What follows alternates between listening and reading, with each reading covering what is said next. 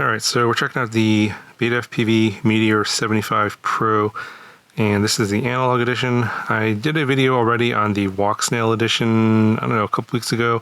For whatever reason, they shipped me the walk snail edition via DHL, which came like within a few days, and this came very slow, slow shipping. I think US mail took like 2 weeks, so that's why you're seeing this video later.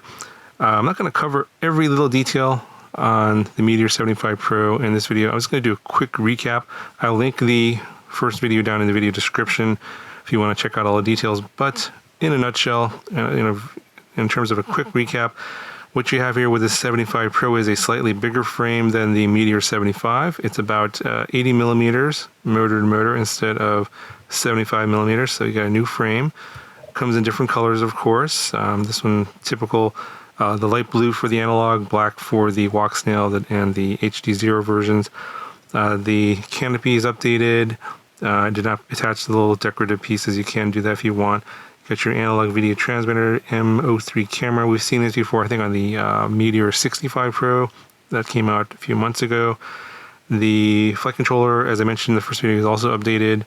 Does have now the serial version of the ExpressLRS receiver, not the SPI version, so you're not dependent on the Betaflight firmware that's on the flight controller, and you can update that. I think it comes with now version 3 out of the box. New motors on here, 1102s, 22,000 kV, and then you have these new 45 millimeter gem fan props. They come as the 3-bladed ones in white. They come in other colors, and there's also a 2-bladed version.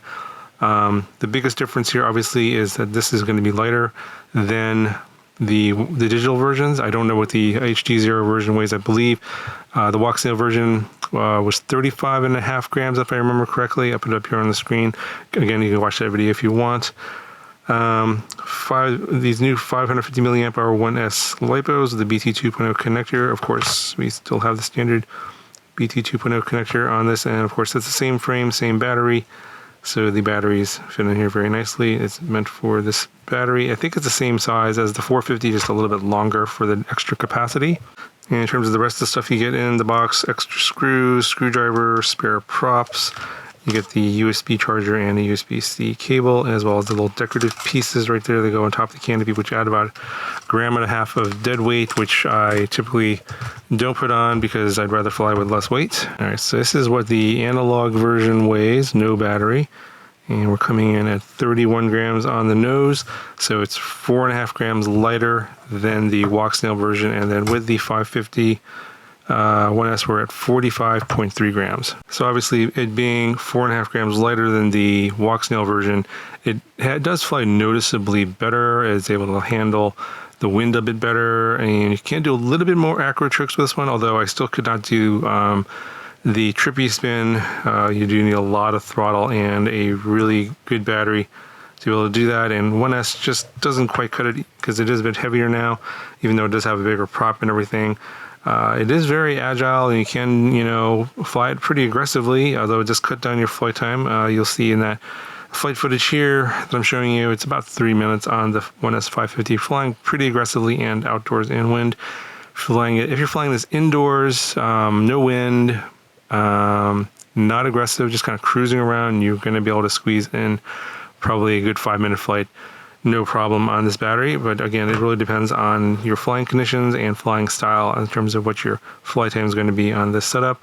But yeah, comparing this one to the walk snail version, this one definitely has more get up and go, more agility, more available power. It's not like a huge amount, but it is somewhat noticeable. It just still isn't enough to do like crazy accurate tricks that you can do on something like a 5-inch quadcopter that's running a 6S battery. Of course, it's not really comparing apples to oranges there. There's people out there that can probably fly this pretty aggressively, put more camera angle on here, and do lots of tricks and that kind of stuff. It's just you're really pushing the limits of something like this because at the end of the day, it's only 1S. So I know a lot of you guys out there that are flying analog and are probably going to stick to analog. We're curious about this one, so that's why I'm putting this video out. And yeah, I don't fly analog much anymore these days. It's very hard for me to go back. I mainly fly DJI 03, and even going to walk snail, it's pretty tough because the performance is just not as good as DJI 03.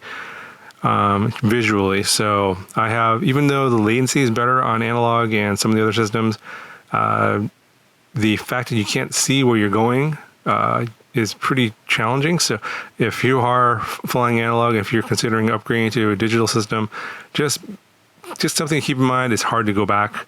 You're going to have a hard time flying analog, because just when you go back to the low resolution analog from something like a digital system, it just feels like you can't see anything compared to before. So when you do take the leap, it's kind of a one-way ticket, I believe.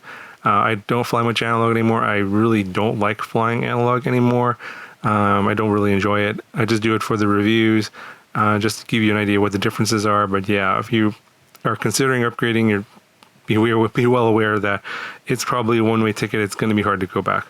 Anyway, those are my thoughts on this analog version of the Meteor 75 Pro.